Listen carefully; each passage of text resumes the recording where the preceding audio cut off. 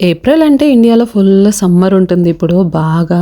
But ఇక్కడ మ్యూనిక్లో మాకైతే అసలు వెదర్ ఒక రోజు ఒక రకంగా అట్లా, ఈరోజు అయితే వెదర్ అస్సలు బాగాలేదు, ఫుల్ రెయినీగా ఉంది, క్లౌడీగా చూస్తున్నారు కదా. ఇక్కడ ఆఫీస్లో మనకి కాఫీ మెషిన్తో పాటు వాటర్ మెషిన్ కూడా ఉంటుంది. ఈ వాటర్ మనకి ప్యూరిఫై చేస్తుంది అనమాట, ట్యాప్ వాటర్ని, మనకి ఇండియాలో ప్యూరిఫైయర్ లాగా. ఈ మిషన్లో మనకి స్ప్రూడల్ వాటర్ లైక్ గ్యాస్ వాటర్ రావడానికి కూడా ఆప్షన్ ఉంటుందన్నమాట.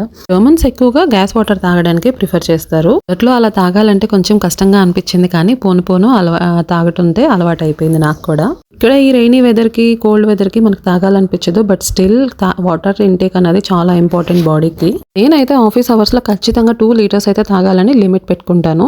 మీరు డైలీ ఎన్ని లీటర్స్ తాగుతారో కింద నాతో షేర్ చేసుకోండి.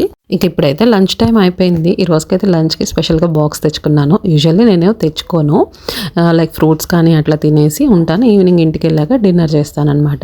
ఈరోజైతే చపాతీ అని బాయిల్డ్ ఎగ్, ఆ చపాతీలోకేమో అల్లం చట్నీ తెచ్చుకున్నాను.